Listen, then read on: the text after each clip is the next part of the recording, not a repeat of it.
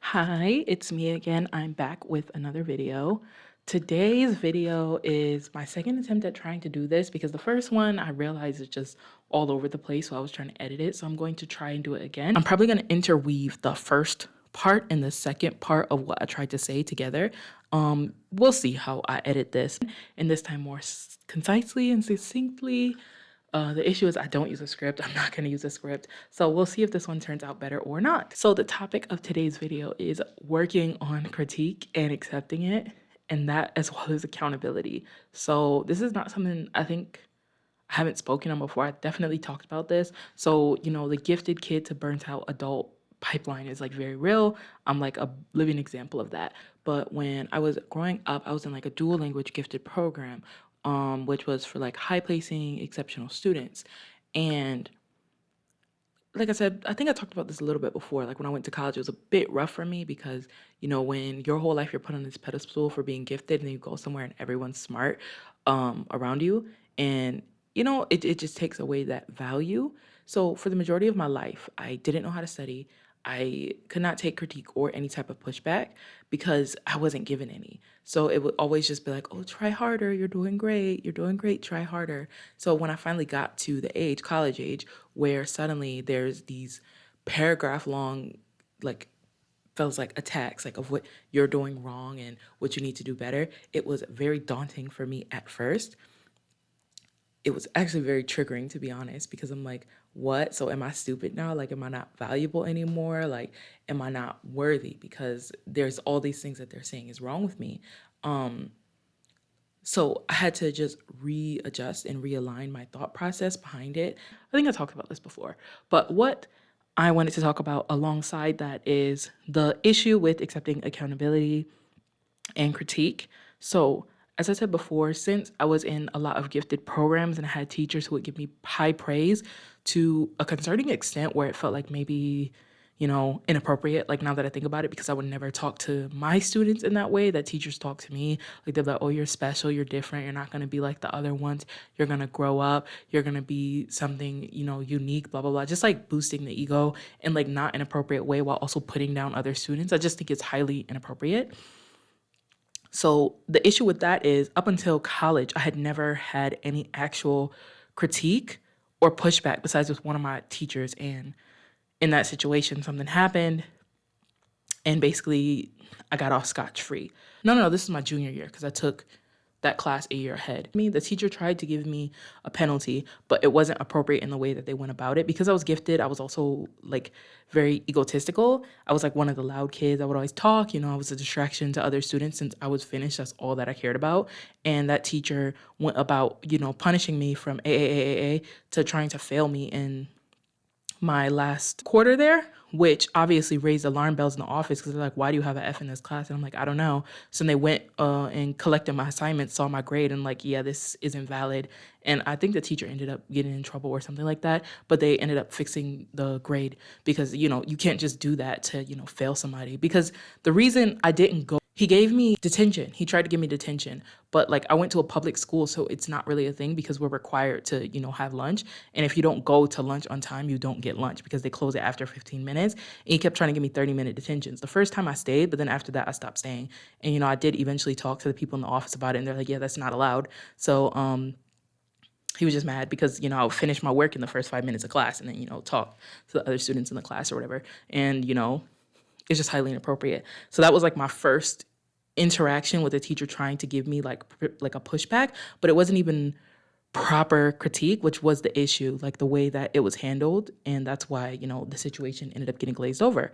So that was like my only real instance and experience with some pushback from a teacher. So like the critiques that I got after that, once I got to college, were like earth shattering for me because, up until that point, like I would only get praise, always praise, always praise. Oh, you're special. Like the most critique that I would get was like, oh, maybe check this again. But it was never like to the extent that it was when I got to college. What I want to say is, number one, I think I talked about this in the other video. You have to actively seek out more critique because sometimes people are going to give it to you and other times they're not. Like, especially if I had one really distinct professor who we had a conversation and she was like, this isn't an attack on you. I just want you to improve and be better. So after that, I was like, okay, so this is to help me. So let's actually read what's being said and decide, at this point, what can be fixed. And most of the critiques were along the lines of double check what you're doing and go into more detail. Because sadly, I think it was just a school thing. Like most of my teachers, they didn't really teach the idea that like when you're writing something, especially at like the collegiate level, my high school teachers, when we were preparing for college, they didn't teach us that like, hey, when you're going here, you need to speak like the person has no clue what you're talking about. Make it like high level, but also entry level. Like don't use too much complicated vocabulary because, prior to that point, it was just like, how smart can I show people I am through my writing? And, when you get to college, like obviously the professor is smarter than you. They're just sitting here like, this is not very eloquent. This is not very well put because someone else can read this and they will have no clue what you're talking about. You're making a lot of assumptions that the person has prior knowledge on this topic. Most people read papers like how you do when you're going through resources, and when you're finding resources and citations, you need to reword things in certain ways or quote them in certain ways. It needs to be the same way for the person who's reading. I stopped recording it on my own because I don't trust it to, go for this long. But what I was saying is, number one, you have to find someone who is critical, analytical, and try and get them to give you feedback on something that you're struggling with. Most of the time in academic spheres, they're going to give it to you, but interpersonally, people are not going to do that. And even when I got to college, like I had several professors who would not give me critique. And I had one professor who was like very, very dedicated to the critique. And what she gave me, it was like a paper. And she gave it back to me and it was just like red marks everywhere. And that was like the first time in my life where I'm like, what? And she's like, yeah, your writing is too subjective. It needs to be more objective. And I was like, how can you be, how can you be objective in a writing? So there was red marks everywhere. And she said that my writing was too subjective and it needed to be objective. And, that was something that I struggled with because if you're asking my opinion on something in a paper, how can I not make the paper about me and how I feel? And she's like, yeah, that's the problem. So we talked several times. We had like 4 different meetings and, it was very hard for me because, I went to my friends to complain and they were like, yeah, like you're supposed to get criticism. Like this is part of education. And that was like the first time. So then when I went into my second year, and this is before I left the school, that's something that I would actively seek out from my professors. So I would go to their office hours and I'd sit down and I'm like, hey, did you have a chance to look at my thing? And they're like, yeah. And I'm like, okay, what can you tell me about this? And they're like, whoa, you're very proactive about this. And, the reason why I had to be proactive about it because it wasn't something that I was used to. Like basically we had an assignment where, if I'm remembering this correctly, we had to talk about a local important activist group and how they had benefited people. And they had a lot of materials on their website that we could cite and use in our paper. And the way that it was worded was once again not very beginner friendly because it was like a very niche organization that was doing certain community justice work. And like basically the paper just kept piggybacking off of and expounding on what the person was saying. So the professor just looked at me and said, this isn't helping me. Like if I came to look this up to figure out what this website was trying to say, and then you're adding on more jargon, I'm not going to read this. So I don't think it's doing its job. I don't think it's working well. And I was very upset at first because I'm like, oh, she thinks I'm not a good writer. She thinks that like I'm not, putting my hardest effort into this. Like I tried really hard. And she said, if this was like not in college and this was a lower level, this would be completely acceptable. But this is not the assignment. Like make sure that you're reading and interpreting the assignment the proper way so that you know who the audience is. And for the most part, most of your audience is going to be people who are at a more entry level.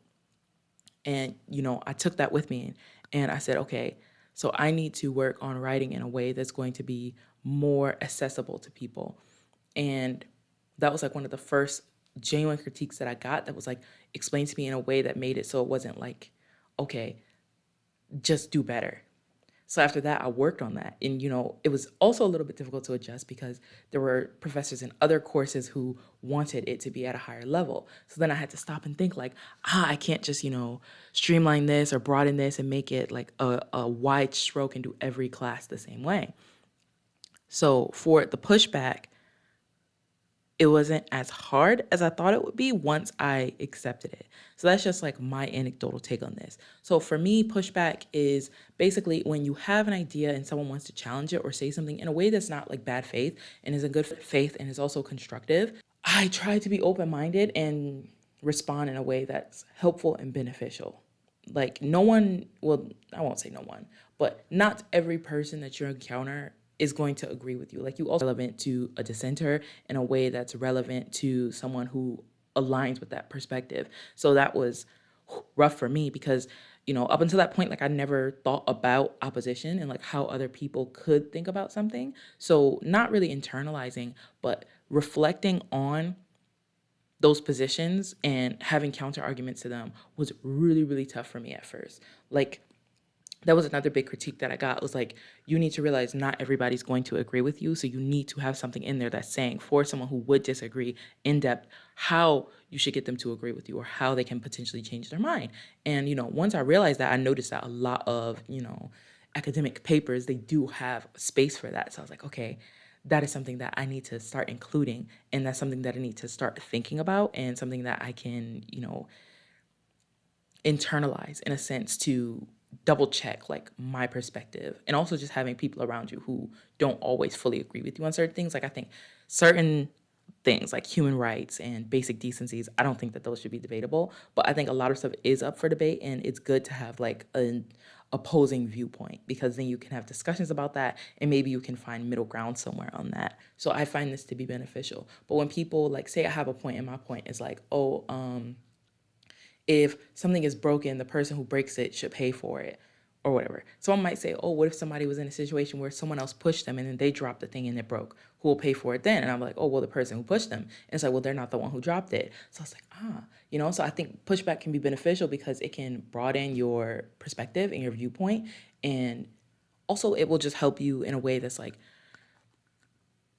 more gentle with other people because you can also see their perspective. As long as it's like in good faith, it's fine. But there are going to be a lot of bad faith people who will just be like, oh, you said the person who dropped it has to pay for it. So even though somebody pushed them or somebody tripped them, whatever, they still have to pay for it. Well, take stuff out of context. So it's like, you have to be open to the idea that like there's going to be different perspectives that come from what the person is talking about. Hopefully that makes sense. So you have to find a way to actively engage that person and get what they think, what they've heard, what they know, how they feel about you, and get them to tell you and communicate that to you directly, which is a little bit difficult because what I've noticed is as I've gotten older, most people are very averse to confrontation. And I think it's because, we're the generation of participation awards where we don't really have to engage with other people to get like rewards. It's really sad, but it does have an impact on how we interact as people. So it might be difficult, but as long as you're close to that person, you can try. So number one, I'd say definitely try and get that person to engage in you and give you proper critique and feedback. And number two, the best tip I'm going to have is like, don't take it personally. Like, unless it's like a personal attack where it's like, oh, you just suck, which, that can happen. But if you're asking for critique, I feel like it's a little bit difficult too because you don't want to be that person who's like, oh, what's wrong with me? What can I do to be better? But like, you have to kind of discern when people are uncomfortable or they're having some type of issue. Like I've talked about this before in the past where something that I had to work on, like as I was healing and in my journey, was not being manipulative or pushy to people who I consider close to me, because that's something that I use as like a survival tactic because it's something that was enacted on me. And as I got older, I stopped doing that. But it took me a really, really long time to unlearn it because, I didn't see the problem with the behavior. I was like, well, I'm just giving you a suggestion. They're like, well, it's not a suggestion if you're not giving me the choice to say no. And that was something that was very good for me to learn and internalize and make that change. So, okay, so number three, what I'm going to say is, if you ask for that critique and that feedback, you don't take it personally. The next one obviously is going to be enacting that. You need to make some type of module that you can follow that will say, here is the behavior that I'm trying to fix, and here's how I'm going to actively work towards it. Like that therapy that I used to do that I ended up stopped doing. That was one thing that I really, really liked about it. I think it was the CBT, cognitive-based therapy. Like, you can basically train yourself psychology like Pavlov's dogs, where you do certain things, you reward yourself in that way. So like passively you'll engage in that behavior more. So something that I had to do was be more confrontational in a less abrasive way, because I tried to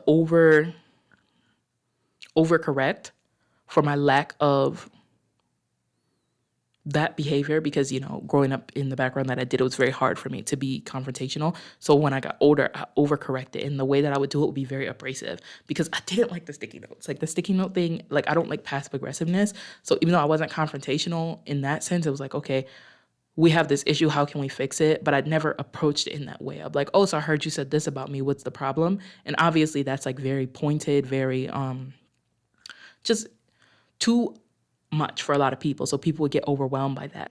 All right. So when it comes to the pushback and the critique, like at first, it can feel basically like a very strong personal attack, but that's not the case in most instances, especially in like an academic environment. Like even with some of my comments that I've had on this channel, there have been some people who have had like weird pushback that I won't respond to, because it's not that it's in bad faith, but it's just like their perspective is so different than mine in a way that's like not conductive to actually benefiting either party, that I'm just like choosing not to engage with it. But there are other people who in fact do, have a positive understanding and good critique that I can, answer to and be responsible for.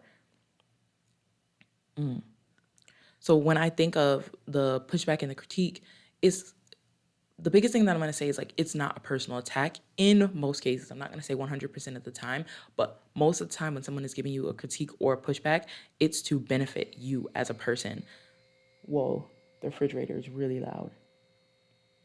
Okay, so it's to benefit you as a person. So say, for example, you are a bit of a noisy person, you're not good at whispering, and when you're talking to someone, you're a little bit loud. This is something that I had to deal with because I have hearing problems.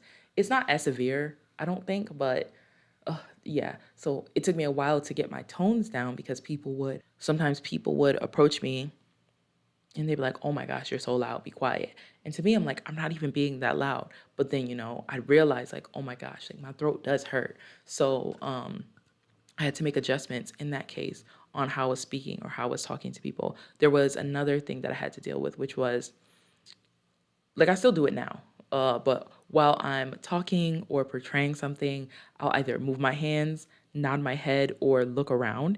And, when I was in a public speaking course that I took in college, it was one of the things that the professor kept critiquing me on. They're like, you have to stop nodding so much. You have to stop looking around. And I'm like, why? She's like, oh, look at the camera or look at the people who you're talking to. So then I started doing that more. And she's like, okay, that's not better. She's like, now you look like someone who's threatening someone. So I was like, okay, what can I do? Like, what's more natural? So then, I just started looking at people's eyebrows. Like, even now when I'm looking at the camera, you can just look at the name of the camera, or you can look directly into the lens. But I do find that a bit hard. Number 4, stop in that moment and ask clarifying questions. Like, what do you mean by whatever you said? What do you mean by when you push back on this?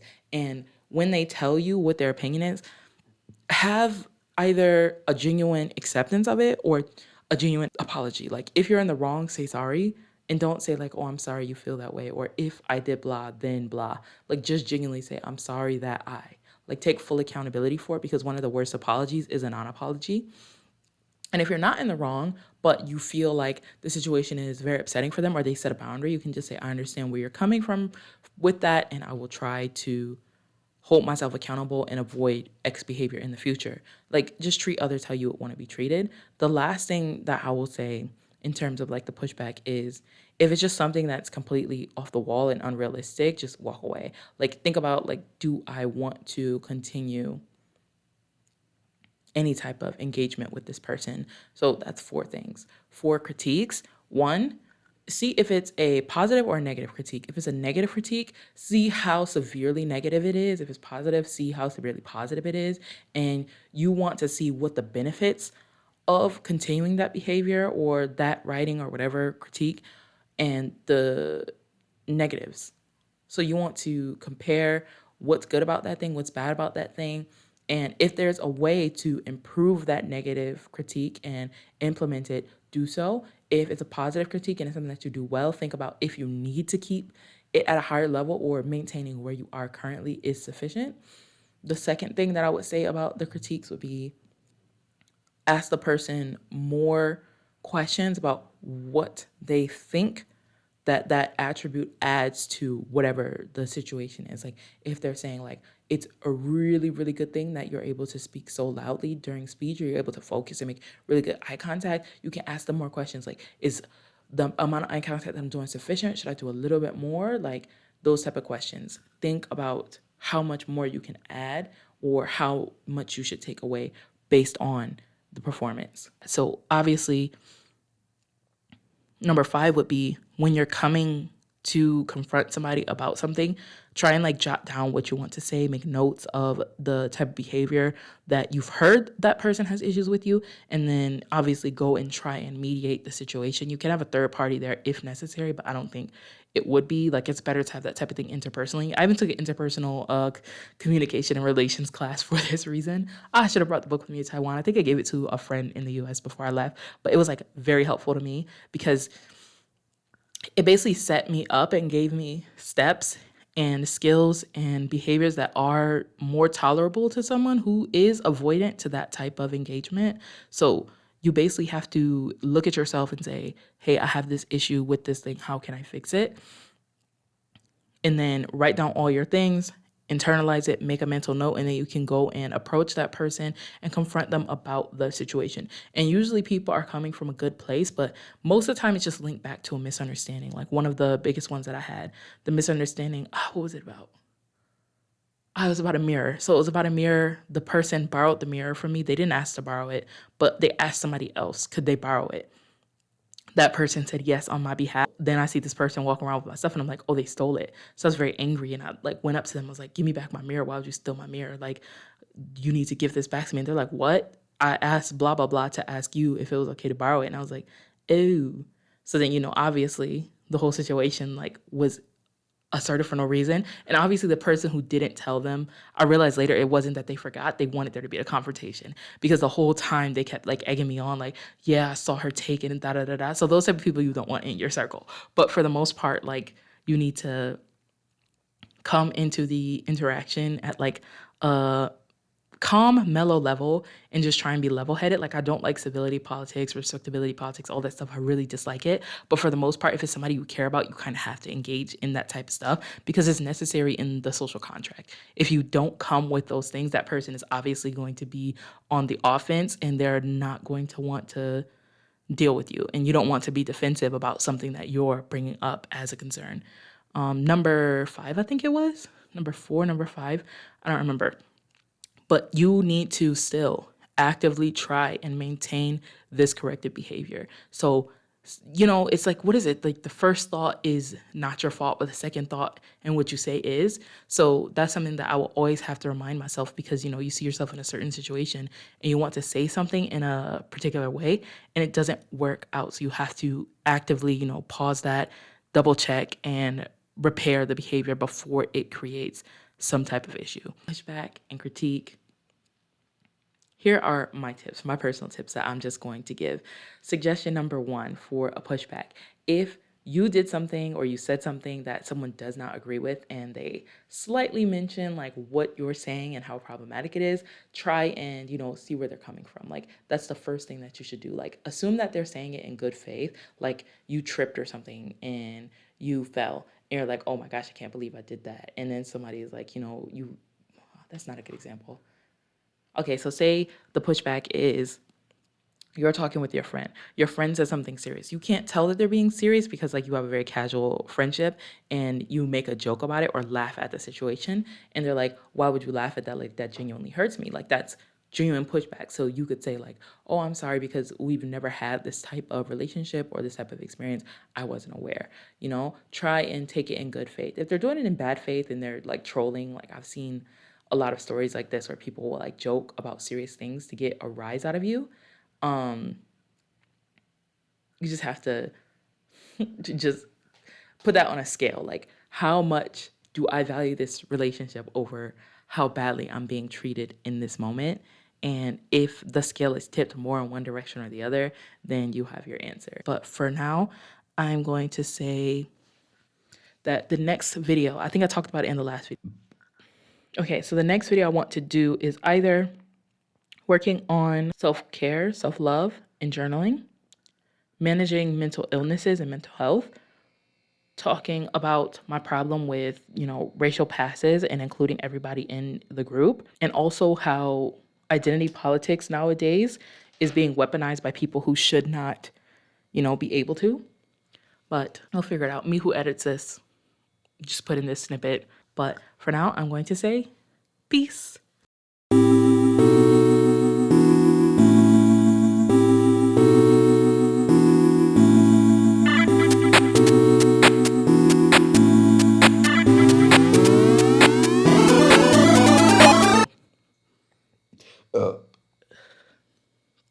Excuse me.